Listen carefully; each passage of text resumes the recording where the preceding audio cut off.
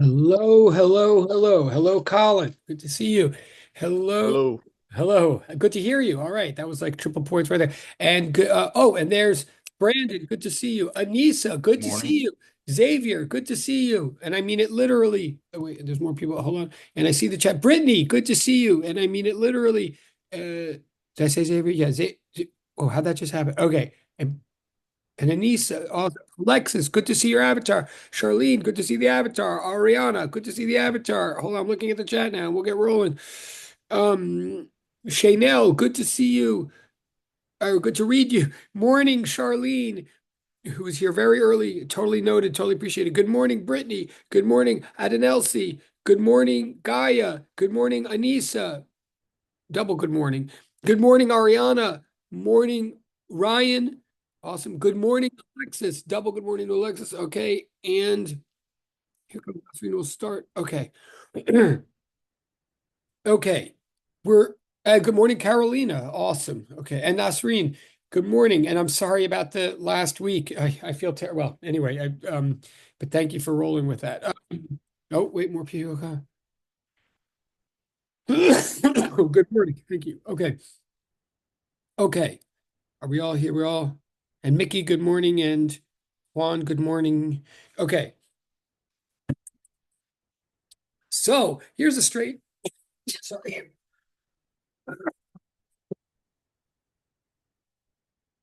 We finally have a week with, I believe, I expect, I hope, two normal days in the schedule. So that's good. So we'll all start catching up with each other and moving forward. The odd thing is, well, it's not an odd thing. Um,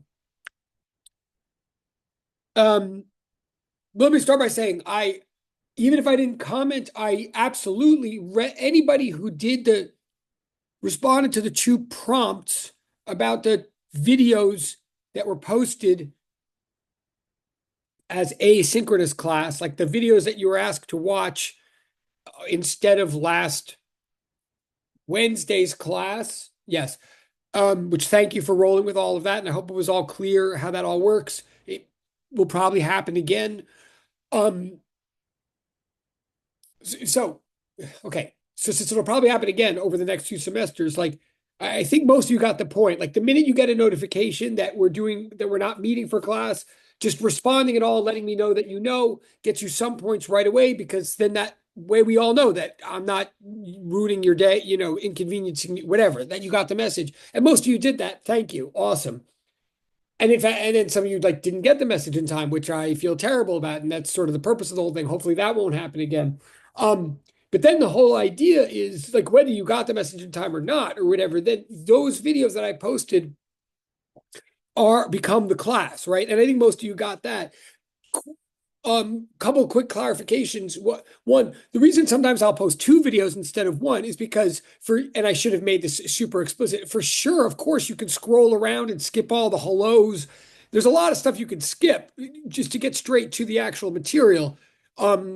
Yeah, and you have a full week, and you have a full week to do it and all that, or a few days, whatever it is. So hopefully you didn't and obviously everybody does these things differently. You can like listen while you're cooking breakfast or whatever, or do my son does and put it on 1.5 speed, whatever, as long as you get the material. Um, my son puts up 1.5 speed for M&M wraps and then tries it anyway. Which are anyway. Um, so you do whatever, but you do need to watch those videos, like they do become the class. It's not the way I want to do class all the time, but it does provide the material. So we're going to move on and assume not that the material is perfectly clear, not that the materials, the material's never perfectly clear at any given moment to everybody, but that was class. So what I'm trying to say is, any of you who did do the assignment and watched the videos and responded to the prompts, fantastic. And even if I did not give you a lot of comments on your prompts, I have read them all. So it'll help me know what questions I need to answer in class or clarify in class. And you got the points, the 43 points for that. Um, Not everybody did it. And that's fine. It is, you're not punished if you don't do it. But I do want to make it clear that all you have to do is do it to get those points. And you do need to watch the videos whether or not you respond to the prompts. Otherwise, like material will be confusing. I mean, so if that's not clear, like let me know in the chat or whatever. Um, I think for this time around, because it's the first time we've done this, if you still want to watch the videos, if that wasn't clear somehow and you want to watch the videos and respond to the prompts, like I haven't closed the submissions on that portal or something. So I won't penalize you for being late this time because I just need you to get that material. And okay, so hopefully that's clear. Tell me in the chat if it's not. But what I'm going to do, because people told me what was clear or what was not clear in the videos, and I take it seriously, like I read them seriously, you know, we're going to go on, except to the extent that I stop to answer some of or try to clarify some of the things that people wrote. So it's like it's for our mutual benefit. So we don't lose class time, but we don't confuse ourselves. So therefore, I'm just looking. Oh my God. Oh my God. I'm looking in the chat. Wow. Thank you, direct chat person. Oh my God. That is wow. Okay, good to know. Of course, I did not know that. I should have known that. And someone's saying in the direct chat that next week, Thursday is a Wednesday. So we meet 3 times. I mean, in a way, that's terrific, except that it really messes. I'm sure I'm not the only one. It really messes with me when they turn, because I live also in the world where the rest of the world does not think that Thursday is Wednesday. So there, okay, but thank you for telling me. As far as I'm concerned now, great. We'll have class 3 times, but look out. It may be the case again that you may get a posting that says we might have to do class asynchronously next Thursday. I'm not saying that we are, but maybe the night before, look out for email messages or whatever or I mean, of the kind of last time, because sometimes I can't roll with these, um, when we change the day of the week. I mean, I also have a medical condition that some of you may know about. So like I have hospital visits and things like this that just, they don't care. But anyway, we'll assume, and it'll be fine. I'll be fine, but it just like involves a lot. So assume we have class 3 times a week next week, but look out for the possibility that we may do this asynchronous thing again, which will work the same way as this time. So if you don't know what it is that I'm getting at with this asynchronous way of like watching videos and then commenting on them, let me know. Okay. So oh yeah. Okay. I'm looking in the chat. Sorry. I'm looking in the chat. Okay. So someone just said, let's pretend nothing is happening and we all do something else. I mean, like, right. I'm down in a way. I know. Okay, I should ignore. Okay, no, it is funny. Okay. I do like your sense of humor, by the way, direct chat person. Okay. So just keep an eye out. But then someone else wrote in the direct chat, someone else wrote, I totally forgot about the assignment. We'll complete it by the end of the week. No, it's fine. Please do. I'm not trying to shame anybody. Again, my methods, some of these methods are like new to people. I'm not, so especially with that, you could complete it by the end of the week and you'll get full credit. And it's not like something you're getting a lot of feedback on. It's just helping me teach you better, if you know, and it's also ensuring that we stay on top of the material, right? So, which would also help if I get back to material in a minute. So yeah, just do it by the end of the week. That's cool. The bottom line is, watch those videos before we go on too far into the material. So now, okay. Okay.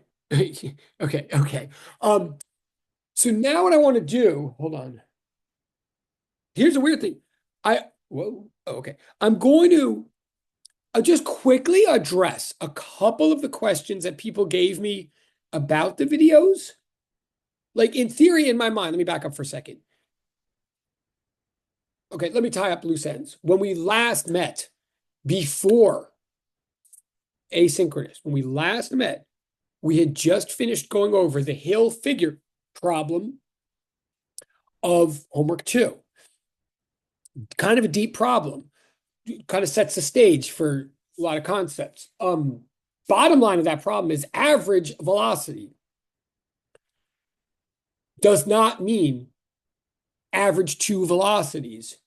If by that we're picturing adding together 2 velocities and dividing by 2, right? I mean, that the takeaway is average velocity really means average well, let me back up even okay. Really a takeaway is what is an average? What is by triple equal sign. What is an average in math or science? It is the one value that best represents a whole set of changing values, right? It's whenever you're faced with a whole set of changing, of varying numbers, quantities, measurements, if you were to pick the one number that you could most accurately pretend had occurred as a constant throughout, that's what the average is. The average is the one number you could pick that would allow you to act as though there was no variation, right? Now, that's what it is. How you get it, there's different methods for different circumstances. And you know this, like there's mode average, mean average, arithmetic mean, geometric mean, median, etc., right? How you get it sometimes is you add up and you divide by 2, so sometimes you don't. So what we're saying is we should understand average velocity as an average or average speed as an average. It is an average in the sense that it's the one number that best represents the whole. But how you get average velocity ultimately, by definition, the way that will never fail you is total displacement over total time. And if you deviate from that, you take a major risk. Okay, so that was the takeaway of the Hill-Figure problem. I will quickly say then that the next problem on homework 2, same issue, same lesson. I'm just going to say that the answer to the last problem on homework 2, the Grandma Grimm, Little Red Riding Hood going out, coming back. I'm just going to say, if you think it through the same way, you find that even though she goes out at an average speed of 40 kilometers per day or something like that, and even though we want her average for the whole round trip to be 80 kilometers per day, if you then said she should come back at 120 kilometers per day, you'd be making exactly the same mistake as we addressed in the Hill-Figure problem. Like, it's the same issue. You can't just average 2 speeds and assume, you can't just add 2 speeds together and divide by 2 and assume that that is the average speed for the round trip. If you work through the Grandma Grimm problem, and anybody can email me or text me or whatever, or direct chat me about what I'm about to say if you want to hear more about it. But if you follow the same model that you followed in Hill-Figure with Grandma Grimm, you find that the answer is that for her to come back, the speed at which she must come back in order for her average speed to be 80 for the whole round trip, the speed she'd have to come back at is infinite speed. Like, there is no finite speed she could come back at that would make the whole thing work out to an average speed of 80, i.e., physically, she can't do it. That doesn't mean that, but that's the answer. That is the answer. Not, this is an unfair question. I mean, therefore it's like a weirder question than the other one, but that is the answer. That she would have to get back in an instant in order to make the numbers work out. Because the trip out is 80 miles, the trip back is 80 miles. So the whole trip is 100 or kilometers, whatever it is. So the whole trip is 160 kilometers, right? 80 out. I'm just saying this because I want to move, but again, I'm just saying it so you know. And if you got it right, then you can applaud yourself and we can move on. And if you got it wrong and you still don't understand it, and you're gonna like check in with me or put in the direct chat right now, because if enough people do, then I'll like really talk about it. But I'm saying if she went out at 80 and she came back at 80, I'm sorry, if it's 80 kilometers of distance to get there and another 80 kilometers of distance to get back, that's a total of 160 kilometers of distance, right? But she went out at an average speed of 40 kilometers per day, right? She went out at a speed of 40. She had to travel 80. She went at a speed of 40 kilometers per day. She had to travel a total distance of 80 kilometers. So it took her 2 days to get out there, right? It took her 2 days to get out there. The whole thing is 160 kilometers. We're trying to figure out how fast she could go to average 80 kilometers per day for the whole thing. In order to, right, if the whole thing is 160 kilometers, but we want to average 80 kilometers per day for the whole thing, that means we want to take exactly 2 days to do the whole thing, the whole round trip. But she's already used up the 2 days to get out there. I'm just so there's no time left. There's literally just no time left to play with. So she'd have to get back at an infinite speed. So she can't do it. It doesn't mean we can't analyze the problem, but our analysis says she cannot do it. I mean, in a finite amount of time. So that's the answer. I'm just looking at the chat. Okay, I'm just saying that. Again, I'm not it. And if you turned in the homework on time originally, but that's not what you wrote for the last one, you could still go back and revise it now if what I just said helped you at all. You can revise it and get more points, et cetera, et cetera. If you don't understand what I just said, there's no shame. Please put in the direct chat or whatever. But I said it so that I could sort of move on because that's homework too. Now, momentarily, we got to start like really, getting into the thick of physics with like homework 4 and homework 5. However, there was this interlude of homework 3, right? Which I actually think today is a perfect day to talk about because now physics has just started to get a little bit real. Like we've already seen that something that seems really simple, like average velocity, can require some thought. And then you watch 2 videos about instantaneous velocity. They were ultimately about it. So now already what we're saying in physics at this point, I'm just changing the screen and I will start. What we're saying in physics at this point is that we have one equation so far. Like literally we have one equation. It's a definition. It's a definition of average velocity. I mean, we've one that we've actually said in class together. Then we've got this other concept called instantaneous velocity, for which you got an equation and you got like this whole math discussion. And the big summary is, wait, even average velocity is simple, but it's not always easy to think about. And it's not the same thing as instantaneous velocity. There's 2 types of velocities, is what we're saying now. Average, that applies from one point to another in space and time, and instantaneous, which applies at a point in space and time.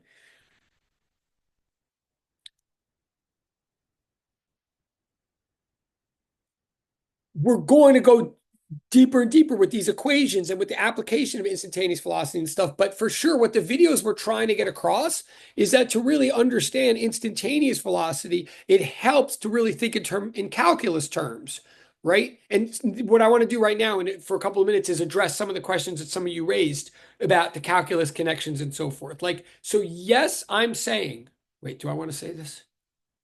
I mean, do I want to write this down? Let me just think for a minute if I want to write this down.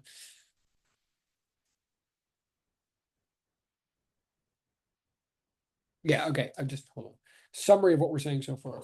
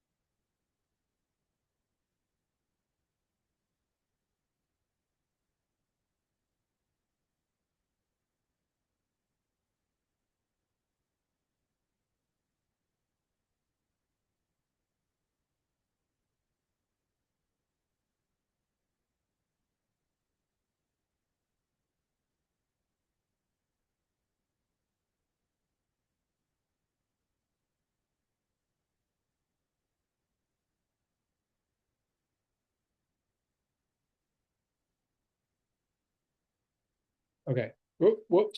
Wait, don't. Sorry. Okay. Just as a summary of a quick or what we have so far, including those last 2 videos that you watched. We're saying average velocity from here to there is the displacement from here to there divided by the time it took to get from here to there, right? Average velocity is a number that applies to a segment between 2 points in space and time. That's average velocity. But instantaneous velocity is how fast you are going at any given point.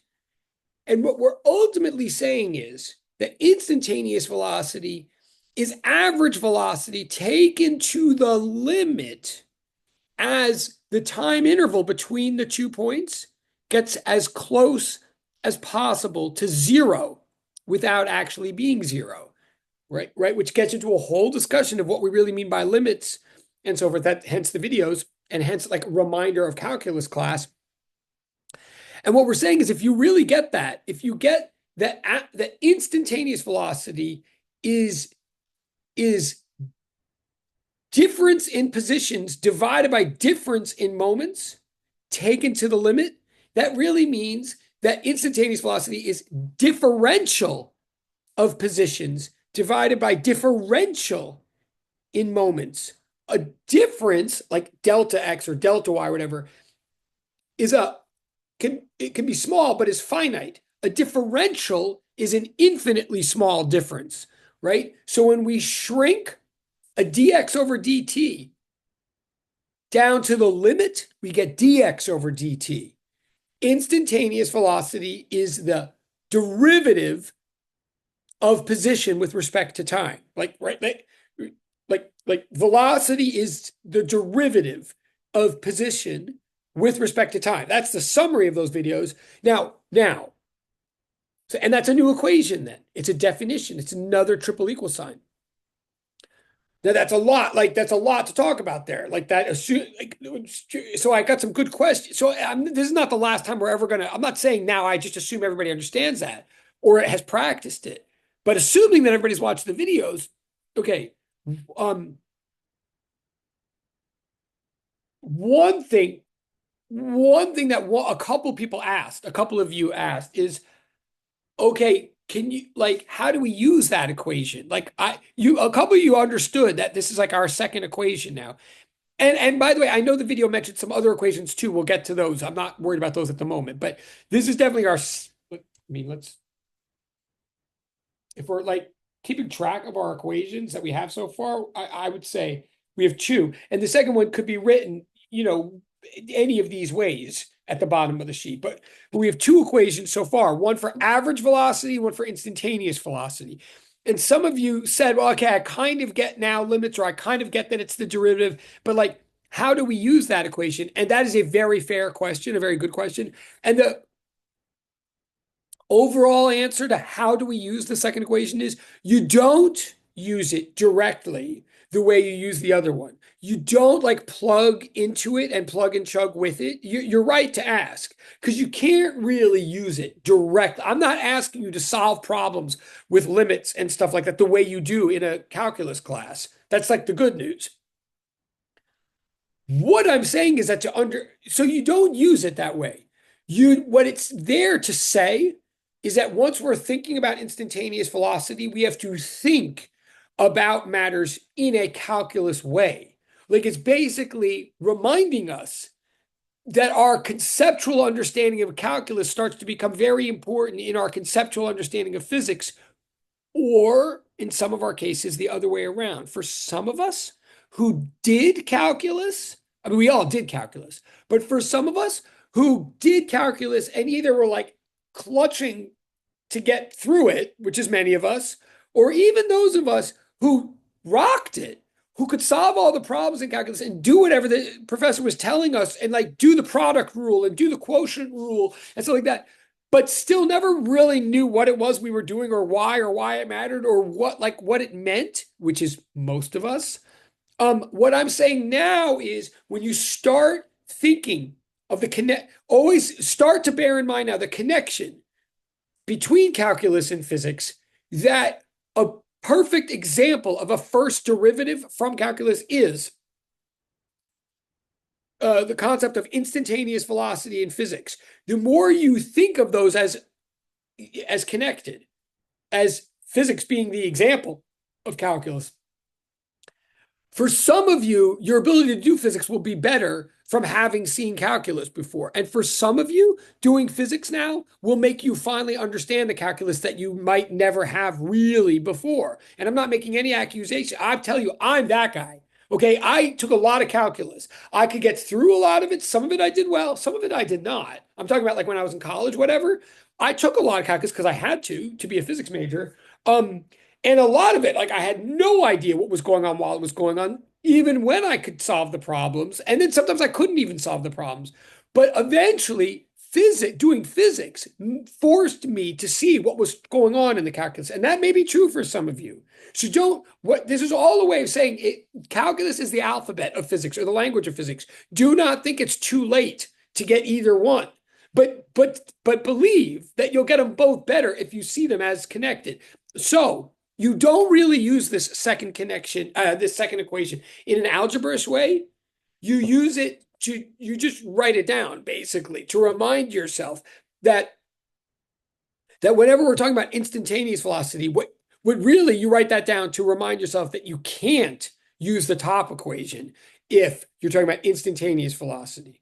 If the cop I'm sure I said this on one of the videos, if the cop, my John Jay colleague, right? If someone I graduated from John Jay with in criminal justice department, if it's later on and I get pulled over and the cop says to me, oh my God, you just were driving past a school zone. The speed limit was posted as 35 miles an hour. You just zoomed right past that sign and right past me. Do you have any, and you were like, you were blazing. Do you have any idea how fast you were going the moment you passed by me and my radar gun and that sign? What I cannot say to the cop is, well, I've been traveling for like 2 hours. And in the 2 hours, even though I took 2 restroom breaks and backed the car up, for a while and blah, blah, blah, blah, blah, in the 2 hours, I've only traveled 30 miles. So 30 miles divided by 2 is 15. So I was going 15 when I passed you. Like, no, that's how fast I was going on average for the whole thing, right? But it is not, that's just an average. That's not how fast I was going at every moment. At any moment, how fast I was going, which could be wildly different, is what we mean by instantaneous velocity. So just to summarize, I'm going to move on. But the second equation is to say, in order to get instantaneous velocity, you have to think in a calculus way and possibly use results from calculus or use context. We'll get more. You have to think in context to get instantaneous velocity. What you cannot do is use the definition of average velocity. That's what that really means. Okay, that's question one. So a number of you asked that. So if you don't know what to do yet with it, we obviously need practice. We'll get to the next homework sheet. We'll show you. And sometimes you have to use other equations to get instantaneous velocity, like the equation for acceleration, which we'll get to. But then there's another really good question too that somebody asked. Hold on.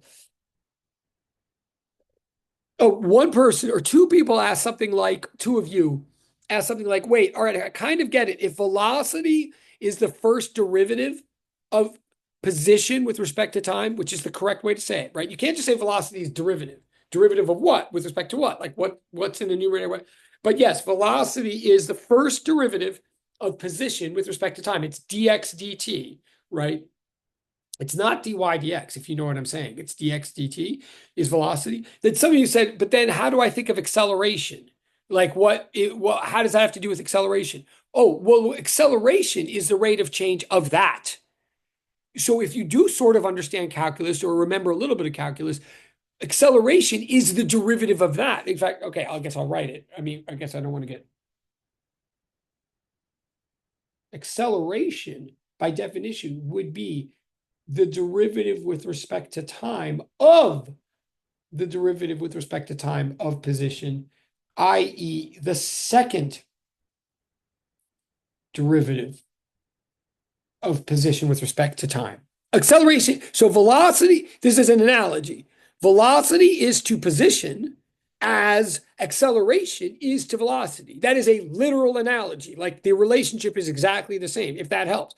Again, if that doesn't help because you still don't really get calculus, we're going to try to help you understand both better.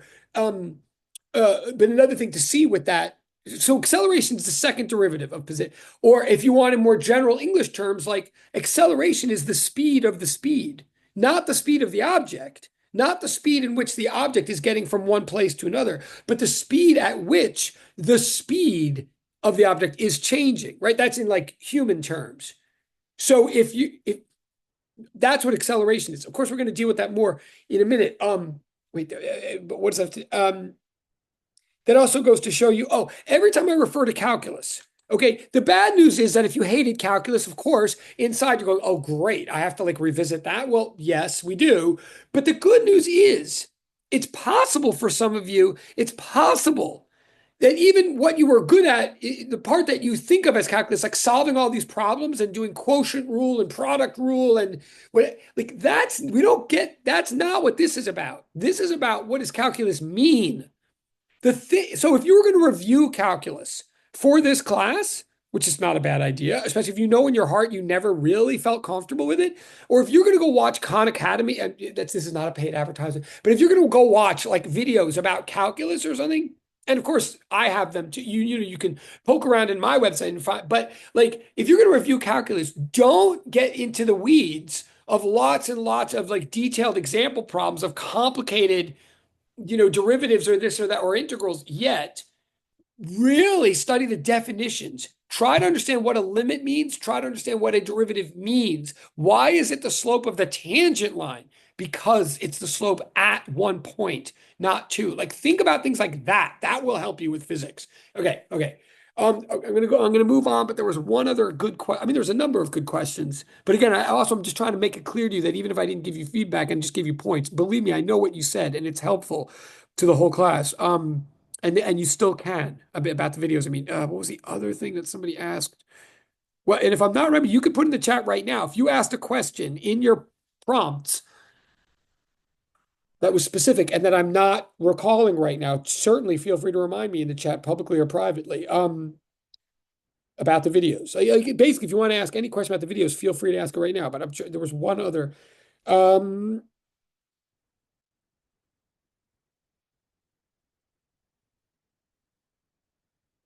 Yeah, all right. I guess it's not going to come to me right.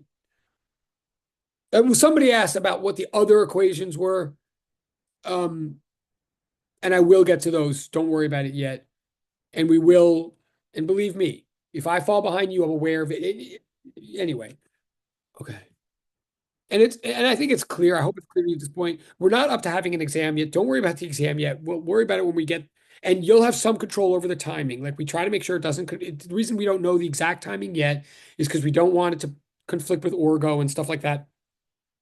But just know that when we get to an exam, what you're examined on is like what we did in class, not like some random textbook chapter that we never talked about or something. Okay. So whatever we get to is what you're examined on. So, all right, so I can't remember the other questions, but I think that, so we will get to more. So now, having said all that, what we're up to now in the class is we've got some realizations that velocity is a simple but deep idea. And physics is all about it. Physics is about motion.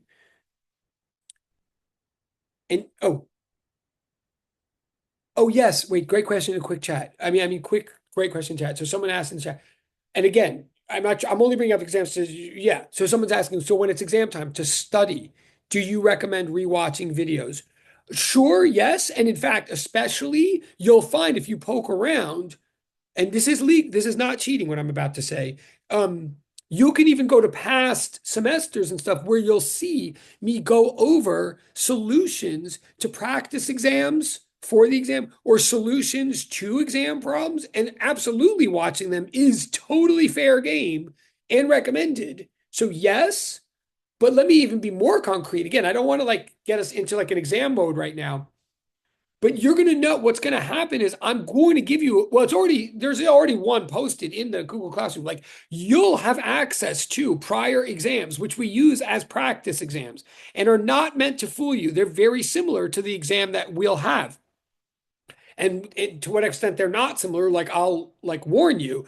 So the best way to study is to practice solving problems, particularly practice solving problems from our practice exam, which is a recent past exam, and or any other practice exams that I've posted videos about. Right? The best way to study for an exam is to practice doing the problems that are similar to the ones that will be on the exam. And you will know there won't be surprises. The best way is to solve problems over and over again, even if it's the same problem. Honestly, it's that. I mean, it's a good question. I'm going to move on in a second, but physics is the opposite of some things this way. A lot of people feel more comfortable when they've done like 85 different exercises on a similar topic, and they feel like the more they've done all these different exercises, then they can't be caught off guard, and anything that I would put wouldn't catch them off guard. Like that's true. I'm not saying that's not true, but honestly, in physics, it's really the reverse because I'm not going to try to catch you off guard. Like you're pretty much going to know pretty much the type of problem that's going to be on the exam anyway, and they're deep enough and hard enough that what you want to know is how to solve those problems. So practicing the same, think of it more as a piano recital, like really, for those of you play, or whatever, guitar recital, like, or poetry recital. Like what you want to do is whatever problems we've been emphasizing the most, like right now, if I had to give you the exam right now, what you would try to do, like we haven't had that many problems, and I'm aware of that. And we don't have that many equations. What you'd want to do right now, if we were going to suddenly have an exam tomorrow, and I would not do this, but you'd want to see if you could solve that hill figure problem on your own without looking, like fully, cleanly, steps 1 through step 5. Like you would try to do that problem without looking. That's the way you would study. And anywhere like you got jammed up or like couldn't remember what I did next, then you would look, right? And you would use what at your notes or video to like be like, oh yeah, and then he divided by 2, or oh, then he solved for the time, whatever. And then you'd like literally practice solving that problem, even though you already know the answer, and so do I, right? But treat it like a piano recital. You would like practice making a beautiful full solution of that problem, with looking as little as you can, but as much as you need to. And then once you've done it, even with looking with hints, then you try again, the same thing. See, now can I do it without looking?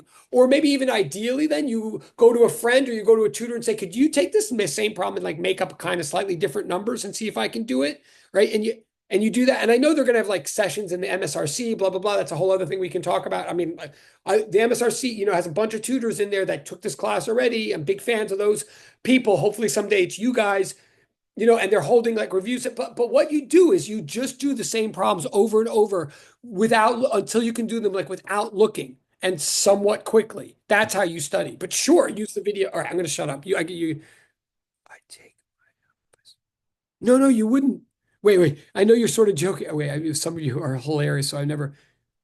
Oh, I mean, if you saw an exam right now, you could take the L. Yeah, but I wouldn't do what I'm not. Believe me. The thing I'm trying to get across, I know I'm just like talking. The thing I see there's other things in the chat too. We're going to move on in a second, but the things I'm trying to get across, even with that hill figure problem and other related things, I'm trying to get across. Physics is simpler than you think, but simple doesn't mean easy. Why you've always heard that physics is hard is because it's not because it's so hard. Because the way in which it's hard is a surprise for most people. Most people you guys have rocked through your biology and your chemistry like in high school and in college, right? You've done all this hard science and the science keeps getting harder. But then when everybody assumes is that if they've heard physics is even harder or whatever they've heard, that it's going to be harder in more of the same way as bio and chem. And honestly, I think this is an objective thing to say. It just isn't. Like the physics actually like makes sense, and there's a lot. Not that those things don't make sense, but physics is like about logic and things that we can figure out without knowing a lot of things. There isn't as much to know in physics as there is in chemistry or biology. Like literally, straight up, there just isn't as much to know. But we're asked to think a lot about few things that we do know. There's fewer parts to it, so it's literally simpler. But that's not a way that we've been trained to think by the time we've been. So it's not just more hours in the night of memorizing more Krebs cycles or more interphase, prophase, metaphase, anaphase, telophase, or whatever. And I'm not saying that mockingly. I'm saying it a little bit sillily, but like it's not more of that. It's a total left turn. So it catches people off guard, physics, sometimes. It's hard because it's simple. And so there's not much to break down. Okay, so I want to get you used to that. I want you to see that in problems like hill figure and whatever. But the flip side is that is hard enough to get used to, that type of thinking that we're learning over 2 semesters, that type of thinking, that what I'm not interested in is surprising you or tricking you. It's tricky enough. So you don't, so yes, if you had an exam suddenly tomorrow without warning, like, yeah, I mean, I would take the L too, like, but I won't do that. That's not what this is about. Okay, that's the best thing I could say. Like, you won't have an exam. Well, you'll have plenty of notice when we're going to examine. You'll have a practice document, which actually is already in Google Classroom, so that you can see what it's going to be like. You have any blah blah blah blah blah. Okay, wait, sorry. Okay. I'm just looking at okay. But yes, last thing, I'm just because I love anything that's in the chat, I try to respond to because it's better you than me, you know. So yes, to answer what's in the chat, when it's time to take an exam, yeah, you do the 5-step method for sure. And like, and that all the homework is practice for that. The homeworks are like mini exams, except I mean they are like I mean they're the exam is like 3 homework problems pasted together basically. I mean, so you totally do the 5-step method, and that's totally how I grade them. So the whole idea is that you've gotten it nailed down by the time you get to the exam. And again, just like with the homeworks, okay, I'm going to move on. Just like the homeworks, if you totally do show all you, if you've gotten an habit of like clearly and beautifully showing all your steps and showing tons of explanation, even if you get a lot of wrong answers, you can rock an exam. But the converse is true. You can have all the answers right to an exam, but if you don't have any of the steps or any explanation, or it's like not clear what's what, when, why, then you can totally not do well. It's not about the answers. It's about the thought process, especially because by the time you get to these, you're going to see, I'm going to know that you pretty much already have the answers or have access to them on the web anyway. It's not about who has the answers. It's about who can walk us through an explanation and understanding of the process, which we still have to unfold a lot more before we do an exam. Okay, I'm going to shut up. I sort of thought you might ask that at some point. All right. If you got the hill figure problem on an exam, that's a perfect example. And then I'm going to move on. On an exam, if the hill figure problem were on an exam, that round trip equation that we talked a lot about last time that Colin produced, you could use it as long as you fully first like derived it, as long as you unpacked it, like showed how it, like you'll be given a list of our given equations and stuff like that. So again, it won't be a trick, but like if you can show how it makes sense given the principles of physics that we actually know, i.e. what's on the board right now, sure. I mean, yes, you couldn't just use it's not a given. It's not like by itself a step 3 GDP. It's a step 4 thing that you would get from. So then you might ask the question again. These are all good questions. Again, for anybody, we were going to have a discussion today anyway, I promise, because we need to like catch up with each other. We were going to have a discussion today anyway. If you're thinking, oh, can you get back to the topic, please? Well, I will in a minute, but let me also tell you, this is the topic. Like all these are really good questions. If it happens to be not your question at the moment, take it as a sign that when you have a question, yours will be answered too. But I think these are beneficial to everybody. So like the round trip equation that Colin showed us that we taught, you could use that as long as you fully like unpacked it or developed it or derived it and showed how it was consistent with our principles, which means you might then ask yourself the question, well, is that worth it? Like, why should I do that? Like, why would I even do that then? And then fair question. The real answer is it's totally worth it if that sort of thing is going to come up a number of times on the exam. And there will be things like that. If something's going to be happening over and over, it's absolutely worth it to develop the machinery. Say, like, from here on in, this is like what I'm going to do, and I don't want to do it every time. So here's the deal. So you develop it once, and then you keep referring. But if it's only going to be a one-off, then it's not worth it. And I'll say one last time. I'll say, and it's not last time. We will talk about exams when we get here, but in terms of how you can like be thinking about your homework and leading to that, one thing that you also won't have during the exam is a timer or a clock. Like they're not timed. They are much more like essay presentations or however you want to view it, okay, for good or for bad. So it's really about careful, deep, clear, thorough thought. So, and about like producing a rough draft for your own sake and then producing a final draft to give to me. That's the kind of exams they are, for good or for bad. Hopefully that's good for most of you, but so you won't have to be thinking in a panic to do this stuff, you'll want to be thinking carefully, and make a judgment. Like, is this worth it or not? You'll like try and decide. Okay, I'm listening. Oh, 100%. Yeah, okay, I'm going to move on. But yeah, someone said in the director, take a break mid-exam to walk away and slide down the walls before coming back to solve it. Like, again, that may be sort of a joke, but it's totally true. I mean, it's funny, but it's also true. I mean, I, I get, yeah, we'll get to that when we get to that. But yeah. I mean, physics is different. Okay. Oh, no, but that's not something to fear. I mean, well, the sliding down the walls, yeah, don't fall off the walls, but yeah, okay, we'll talk about this when we get. I'm not, I swear, my goal. Okay, I'm going to say what. I don't know why this is all happening today. We're all in the funny. I know why, partly because it's always easier to talk about these things than actually talk about physics, right? I guess. But I promise you, the discussion we're about to have anyway is not really harder than this. If nothing else, please know, folks, I'm serious. I mean, I talk fast and I get all jittery and all that stuff, and I get overexcited about physics, and all that stuff. But like, please just remember, I view my job, I think the universe is complicated and intimidating and exciting. The goal of physics and my goal is to increase access to the universe, to actually find, like, I didn't make this up. The goal of physics is to find simpler ways to hold the infinite universe in our finite minds. Okay. Like, my goal is not to make physics harder.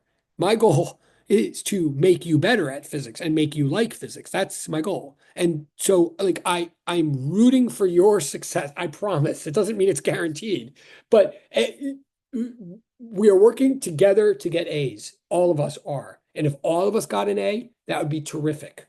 Like, it wouldn't violate, it would be great. So that's, just know that. That's it. And have I gotten A's in some physics classes? Hence, I have this job? Yes. Have I gotten way lower grades in some physics classes along the way? Yes. I've experienced both ends of the spectrum. I promise you. I'm here because I love physics, loved it so much that I was willing to sweat hard for it, not because I think it's a joke or because I just naturally get it or something. Like, no, believe me. Okay. All right. We're moving on. To something that I think is actually fun. Which is homework 3 that we never talked about yet. That is also a left turn. It's very conceptual. So I'm gonna shift gears now. We have, but it has a point, or it's meant to make a point. So I'm gonna shift gears. Hang on. Okay, I'm talking. So we're about to have a discussion now, at least for a while. So it's literally going to be discussion. I'm going to ask you to discuss. I'm going to change a view on the screen. And you can't be right or wrong. I like literally, this is like, again, physics meets like history class or whatever. This is a stupid thing to say, but meaning we're about to discuss this business, right? And my goal ultimately is not only to hear what you think, but my goal is to show you why this is worth doing at somewhere toward the beginning of a physics class. If nothing else, we're trying to get across the idea that all of physics is about motion. Motion is a really simple idea. That doesn't mean it's always an easy idea. So, right, this was the whole deal. You wake up, but you're not even sure if you're awake or asleep. You're in this train. Everything is smooth. Everything is symmetric. So there's no like direct indication of motion, but there's certainly the possibility of motion. And so the fundamental question is like, are you moving or not? So firstly, right, this is, that's the fundamental, this is the fundamental issue, right? And you were asked to like make diagrams and stuff, but that's a fundamental question. So I'm going to stop the share. Stop the share. Okay. And I'm going to change the view on the screen. Can I just get, now you have to raise your hand at least once for this. Well, first of all, control of the experiment. Raise your hand, your electronic hand or something. Raise your electronic hand or something if you can hear me speaking right now. And keep it up. And good. Thank you. Keep them up. Keep them up. I just want to make sure I've got everybody. Like, I want to account for everybody. So raise your hand and keep it up if you can hear me right now. Awesome. Awesome. Almost everybody. Awesome. Just raise your hand is basically what I'm saying. Raise your hand and keep it up. Or clap. Yeah. Do some kind of Bitmoji thing. Okay. Almost. Keep your hand up. Okay, so not a, well. Thank you. Just keep them up. If you consider this attending, no, keep them up if you've got it up. Like raise your hand and keep it up for a second. This is a little bit of a check on are we paying attention, but I won't tell anybody. But can you know keep them up, please? Thank you. Wait, so please, everybody raise an electronic hand to show that you're with me right now, and keep it up. Oh my God. All right. Well, there's some variables. Okay. All right. So I'll what? Oh, and you can hear. Okay. Okay. All right. Put them down now. So, because now we're going to take a vote. So I wanted to make sure we had a full population for. All right. So put them down. Thank you. Awesome. Awesome. Thank you. Awesome. Awesome. Awesome. You can put them down. I'm not going to mention Stephanie by name, but can you can put it down. Right? You can put them down now. Okay. All right. So first, and I promise there's no right or wrong answer here at this moment, but I want to know honestly, if you say, yes, I am moving at that stage in the assignment, like if that's what you put when you turned it in, this is just, I want, if you put, yes, I am moving, raise your hand right now, please. Going once, so if you said, yes, I am moving, and keep them up for one person.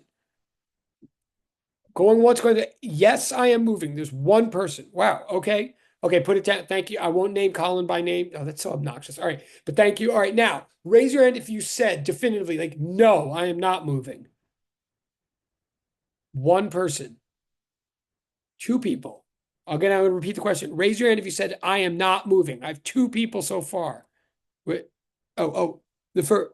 Oh, so right now, all right, these people are being honest in the thank you for your honesty in the chat. All right, put your hands down. Let me start again. The question I'm asking is the wait, okay, put all your hands down, please. The question I'm asking right now is literally just that front is the very first, is the question on the is the very first question of the whole thing. I'll screenshot again. Okay, I see why this is like the question 1B, right? Oh, you can't see this. Hold on. I'm saying literally, I'm asking about this question 1B. Like right now, at the beginning of the whole thought experiment, in German, Einstein used to call this kind of thing a Gedanken experiment, a thought experiment. They're very legitimate things in physics. Like you really can learn things from them. Einstein was famous for them. So in this thought experiment, when you're in the train and you wake up, I'm asking, are you moving at this moment? You have like these 5 choices. I'm asking right now for people to raise their hand, depending on which answer they put for this question 1B. Okay, so wait, so I'm going to do it again. Let's start from scratch again, unless that's a question, Ethan. Wait. Is okay, so it's question 1B. Like literally, are you moving? So let me say again. Raise your electronic hand if you said, yes, I am moving. Two people. And now Colin's clarified. Okay, 2 people, 3 people. 3 people said, yes, I am moving. To the original, are you okay? Put your hands down. That's 3. Thank you. All right, now put your hand up to if you said, no, I am not moving. Like option B. 1 person, 2 person, 3 persons, 3, 4. We're getting somewhere here. So those 4 people said, no, I mean, I can name my name, like Anissa, Carolina, Brittany, Gaia, cool. Thank you. Awesome. They definitively said, no, I'm not moving. And I'm not looking for right or wrong. I'm looking for like the confidence and clarity of like having an answer. So cool. Thank you guys.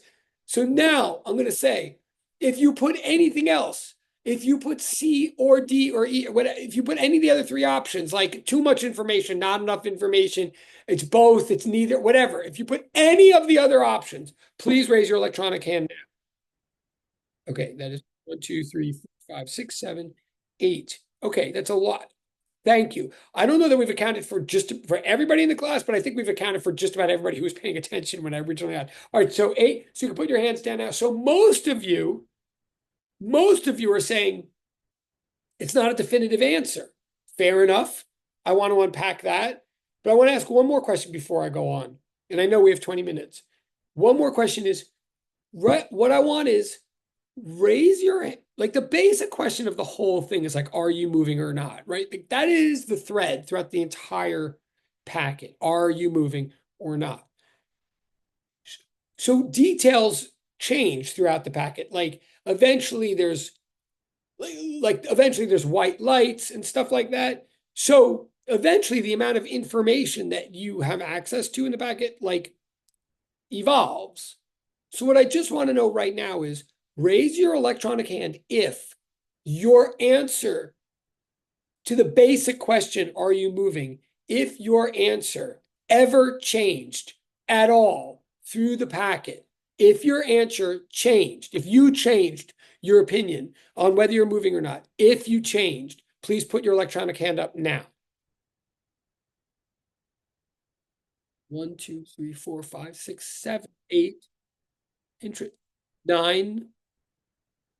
So 9 people said they changed their answer. Okay, put your hands up. Thank you. That's very helpful. That's clear. And just to be even more clear, and Brittany, you can put your thank you. That's awesome. Thank you. Just to be now, I want you to rate. Oh, that was a mistake. That's okay. There's more in the chat. Hold on 1 second. 1 second. Oh, really interesting. A couple of interesting things in the chat. I'll try to address in a second. And it looks like Nasrin's just saying, wait, I want to take back on that. That's fine. I get fine. So here's the opposite. Just to account for everybody. Raise your hand if your answer did not change throughout the packet. Like if your answer basically stayed consistent. Oh, okay. So everybody is paying attention. Cool. 5, 6. All right. Wow. So like 6. Did that include Nasrin or not? Wait, that okay. Okay, that includes Nasrin. Okay, okay. So 5. Okay, so like 6, thank you. So 1, 2, yeah, you can put your hands down. Thank you. 1, 2, 3, 4, 5, 10, 15, 20. So 22. All right. There's still some people that have sort of never raised their hand. Just to caution you again, I mean, it would be good to have full participation in these participation moments. And those of you who are raising your hand and stuff like that, absolutely submit for points. Like this all but if I ask a question, raise your hand if you did, and then I say raise your hand if you didn't, like that should cover everybody in the room. And when it doesn't, that's a little sus, just saying. But okay, we're close though. Like about 9 people. Well, first of all, let's make this clear. About 8 or 9 people in this room didn't really have said you can't really definitively say whether you're moving or not. And about like 6 people or so said one way or the other that you could or could not say whether you were moving. Interesting. And then about 9 of you said eventually your answer changes based on the information that's provided. And about 8 of you or so said, no, I don't change my answer. So we're definitely split in substantial ways over these questions in this packet. And it is a matter of opinion in a way at the moment, but there is a lesson to ultimately be learned here. Oh wow. Okay, so I'm going to pause for a second because there's cool things happening in the chat. I promise you this does have a point, which we will get to, even if we have to get to it tomorrow, Wednesday. Okay, one person asked, is this question related to Schrodinger's cat? Great question. You should totally give yourself points for asking that. I'm totally down. Some of you may know who that person's talking about. Well, most of you, I think, do know from chemistry. My fast answer, well, I'm proud and excited that someone would bring up Schrodinger's cat. My quick answer is, in a way, everything in physics is related to Schrodinger's cat, sure, in a way. But I don't want to kid you. This is not directly, this whole exercise that we're doing now is ultimately what it's really related to is Galileo's principle of relativity. That's what this is ultimately about. And Galileo, and I'm not being sarcastic, Galileo lived in the late 16th century and died in the mid 17th century. So this whole thing is about classical physics, even way before we get to the 20th century and Einstein and quantum physics and Schrodinger and all of that. Like it can be related to that. But what I'm getting at right now is the nature of motion as we've understood it even since the 1600s. So it's not directly about Schrodinger's cat, but I love Schrodinger's cat. I mean, some of my best friends have cats. No, okay. So that's a good, but then also someone no, that's fine. Someone's computer died. Totally understand. Thank you for letting me know. But someone else brought up something that can get us really direct. Sorry, Maria. There's a. Wait. Oh, yes, Maria. Because yes, Maria. Go. I'm sorry. Or you just had your hand up by accident. Okay, Maria. Did you have a? You did not have a. Wait, Maria. Did you have a question or no? No, I forgot to put it down. Okay, okay. Fair enough. But interesting though, because somebody in the direct chat put something that can really get us going on this whole idea. Like it all seems like just like a matter of opinion or just like philosophical discussion with no scientific point. But I have a couple of things. Number one person put in the chat like that when it asked, sorry, I'm misreading this. Well, somebody kind of wrote like it depends what you mean by moving. Someone wrote in the chat like I am not moving relative to or compared to the seats of the train, but I am moving relative to or compared to like 14th Street. Good point.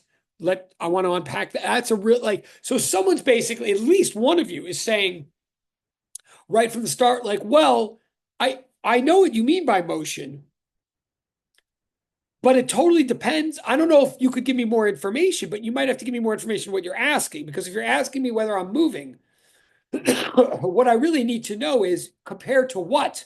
Like at least one of you is saying it totally matters what you're comparing my motion to. That's what one of you said. Excellent point. Um, also, oh, and someone else is saying that they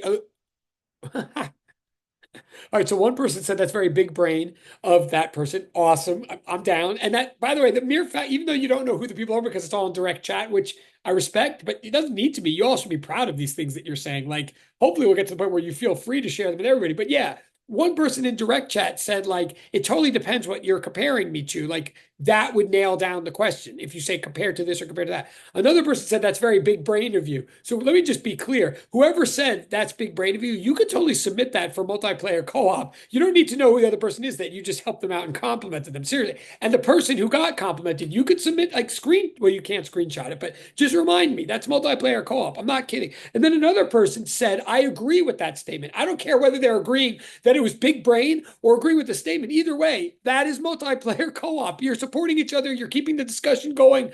I appreciate, and you're right to agree. There's something going on. So submit for points. There is something going on with this idea of compared to what, yo? Definitely something going on. In fact, there's something going on with this whole hypothetical. It seems just like it. And if you want more comments as I'm yammering, like this is a discussion, feel free to put them in. Like this is about what you think. But why? Why are we having this discussion like in the middle of physics? Because first of all, it's not just hypothetical. Well, here, I'm going to start. I'm going to start sharing the screen. Hold on a second. Hold on.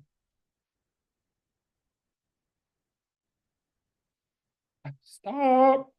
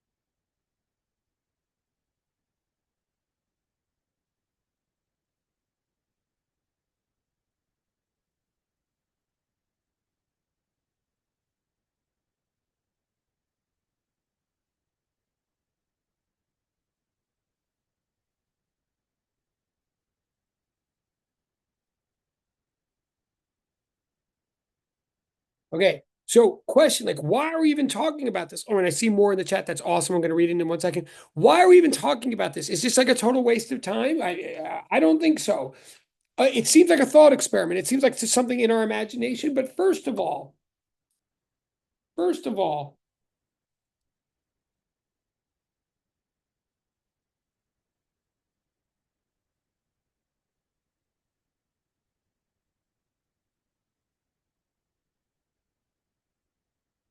let me just make clear. I'm sure you, and I could ask you to raise your hand on this. I'm sure you're aware it's not that hypothetical at all. It's slightly extreme, but I'm sure that you have all, in one moment or another in your life, been in an elevator or in a car on a highway or in an airplane where at least for one moment you were sufficiently fooled or confused as to whether you were experiencing motion? Like I know for like whether sometimes you could literally be on the highway, right? You could literally be in a car, like stuck in traffic or something, and it doesn't matter whether you can drive or not. Like you could be in the car and you're in traffic and sitting there, and then like a big truck right next to you starts rolling backwards or something, and then you're like going, "Oh my God, did my mom take her foot off the brakes? Like, are we rolling forward or like something like that?" And they're like, "Oh no, it was just the truck that was moving backwards or something." Right? There's definitely moments I'm sure we've all experienced where at least for 1 minute you're like, "Oh my God, I thought that was me moving, but it was really the truck," or the other way around, or and I know there's things in the chat and I'm psyched. And again, even if we don't like resolve this until tomorrow, Wednesday, that's fine. But the reverse is true. You don't have to be like confused actively, consciously for this experience to be real. That is to say, if you've ever gotten on an airplane, if you've ever gotten on an airplane and in the middle of the journey, once the pilot has said it's safe for you to, like we've achieved cruising speed, it's safe for you to unfasten your seatbelt and move freely about the cabin or like whatever, and you get up to go to the bathroom, you don't like you just get up and go to the bathroom, right? You just like walk as though you were in your own house. And then you come back and sit down and someone says, "Hey, could you pass the peanuts?" You don't go like, "All right, here you go. Get ready. Here comes my 200-mile-an-hour pitch." Like you're just like here, right? And then you like put a movie on or put your headphones on, and then you're like, "Oh crap, it's a crappy movie," as though you're in a hotel room and that your biggest concern in life is like what movie it is, as opposed to the fact that you're in a freaking like jar 500 feet above, like 5,000 feet above the surface of the earth, hurtling through space at over 500 miles an hour. Like you can clearly just get chilled out in an airplane ride, if you've ever been in an airplane, to the point where you just act normally like you're in a hotel room. And then you watch the clouds or the landscape go by you, as opposed to thinking, "I can't believe how fast I'm going by the landscape," right? You absolutely, and same thing in an elevator, right? You get in an elevator and not at the beginning and not at the end, but in the middle of a long elevator ride, you just like mind your business.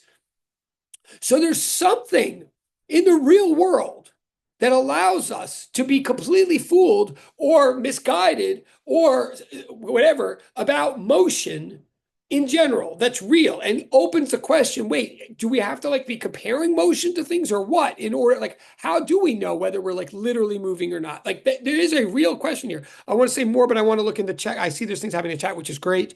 Hold on a second. So someone, and I know we have 7 minutes. I'm not reading names, but I'm reading content. I'd say both yes or no, because being in the train, you're at rest, but from another person's point of view, you're in motion. If that may, yeah. Or someone said like being in the train, you are at rest, but from another person's point of view, like a person who's not on the train, you're in motion. And then the person wrote, "If that makes sense, LOL." Not only did that make sense to me, and it was consistent with what the other person, put in direct chat.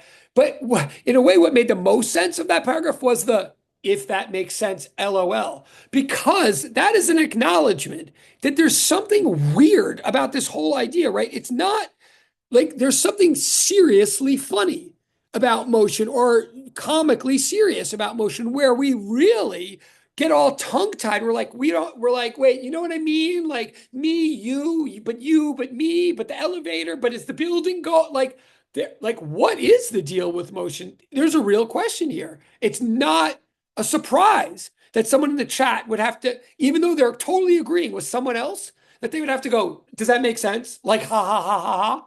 Because, yeah, I mean, I'm saying this, right? I mean, I'm like yelling because that's what I do. But basically, I'm going, if I'm making sense, LOL, like that, right? When I'm just looking at there, but again, even if it just seems like we're going like, "Oh my God, now we're just in chaos. Like we don't even freaking know like I am telling you right now, what you should be thinking is physics, no matter what level you do physics, No matter what level or what stage in history we're doing physics, we are studying motion. And what I'm here to tell you right now is, and that's simple. We are literally looking at stuff moving through space and time. Literally at any given moment, at any level of physics, all we're asking is, where is something going to be when? Like literally, all there is stuff, space, and time. And if you don't believe me, if you think I'm oversimplifying or like condescending, like, what do you think the SI system of measurement units is? MKS, right? MKS. It ain't no coincidence. Meters, kilograms, seconds. That's all there is, people. There is stuff in space and time.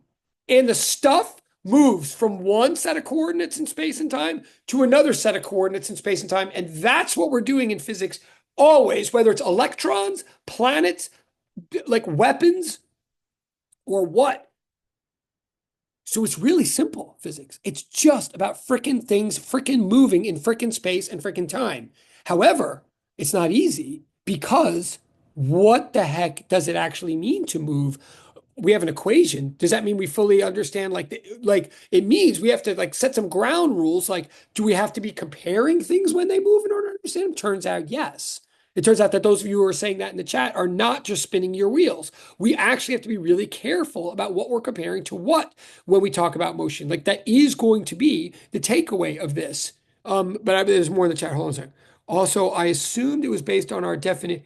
Yeah. Like someone is saying in the chat. Okay, so again, I know we have 4 minutes. Oh, look, I just want to remind myself. I also assumed it was based on our definition of what motion is or what constitutes motion. Yeah. This is all based on our definition of motion. But I guess what I'm trying to say is apparently we don't have a very specific one yet. Like our definition of motion, if motion means to change your space-time coordinates, what some of you are raising now is like, yeah, but we apparently better do a little bit better than that. Because like rate changing your space-time coordinates according to whom or according to what? Like that seems to be an issue here. And I agree it is. And so again, even if we run out of time, I'm going to give you specific physics statements, first in English and then eventually in equation form, that are actually meant to resolve this. It's not just a mess, but you need to feel the mess in order to have something to want to clean up. Would perspective also, so I'm reading the chat, would perspective also play a role? Yes. What I'm trying to say is, or what I'm agreeing with you guys is, perspective apparently plays a real role, not just like but like literally, apparently, physics is about perspective. We could be an unreliable source. Yes, we could. Something could look at it though as though something could look as though it's in motion to us, but we may be wrong due to position or perspective. Correct. I agree. So we better nail down what we mean by perspective. I'm just gonna, oh. And I know there's only 2 more minutes. Wait, how many more chats? And there's 2 more chats, and the chats bring us right to what I want to say in the 2 minutes. Because someone put in the chat, the earth is constantly moving. So we are always moving? Question mark. Oh, good question. I'm gonna wait. And I totally want to address that in the last minute. Wait, but I'm just, for me, my answer of not enough information was based on the text. It says none of your senses experience anything. So I was like, well, oh, right. The text said none of your senses experience anything. So there is not enough information. I'm with you, person who was talking about the information. But then someone else just agreed with the earth thing. So there's 2 more minutes. It's really important. I'm not saying this is the end, but I am saying it's the end of class. The person who brought up the earth and the person who agreed with that person, oh yeah, like that doesn't erase anything that anybody has said. It just amplifies what everybody said, which is when I say this happens all the time, this thought experiment, oh, not only does it happen all the time, but also this thought experiment is a direct analogy to a question that was not just raised in a person's mind in a given random moment on a boat or something, but in history, right? We asked ourselves, the train is an analogy to planet Earth. If I have to go in 30 seconds, let me leave you with the idea that if you're sitting there wondering whether the train is moving or not, welcome to the club of anybody who has thought about anything for hundreds and hundreds and hundreds of years, right? Because when we're sitting on the earth, looking up, seeing a bunch of white lights move past us every day, Some of us could say, look at all those things moving past us as we did for thousands of years. And some of us might say, I'm kind of beginning to get the sense that maybe it's not them moving past us, it might be us moving past them. If you believe that the earth is moving, it's because you learned it in third grade. But did you learn it? Are you convinced of it? Or were you told it? Because it sure does seem weird to say that the earth is, I'm not sure that I have any direct information or direct evidence or experience of the earth moving below my feet. Yet, in this modern age, the one I live in, apparently I've been told that it does. But if I'd been born 1,000 years ago, that's not what I would have been told. I'm not saying that there's no resolution to this. What I'm saying is the train of thought is actually an analogy to planet Earth. And the whole, and physics, as you know, and all the equations that we will start unpacking more on Wednesday, they all begin with an attempt to reconcile, to resolve the conflict of what motion even must mean for us to even figure out whether the ground below our feet is doing it or not. Physics starts with the question of the Earth's motion. And once we resolve enough terminology and clear definitions to whether to say our ground is moving or not, then comes all the equations and our ability to do everything else. So I know class is over, but I'm saying, oh yes, you're quite right to bring up the earth. And it's not a trick. I'm not saying those of you who didn't think of the earth are therefore wrong. No, it's an analogy. To wonder about the train is just like wondering about the earth. And to wonder about the earth is to start the physics journey. Okay, just casually. Okay. I love what's in the chat right now. I'm totally down, but I know it's time. So we'll just pick up on, there's like no new homework. Just pick up wherever you are. We'll pick up on this and I'll give you like definitiveness Wednesday. But okay, so have a good day. Have a good day. Thank you for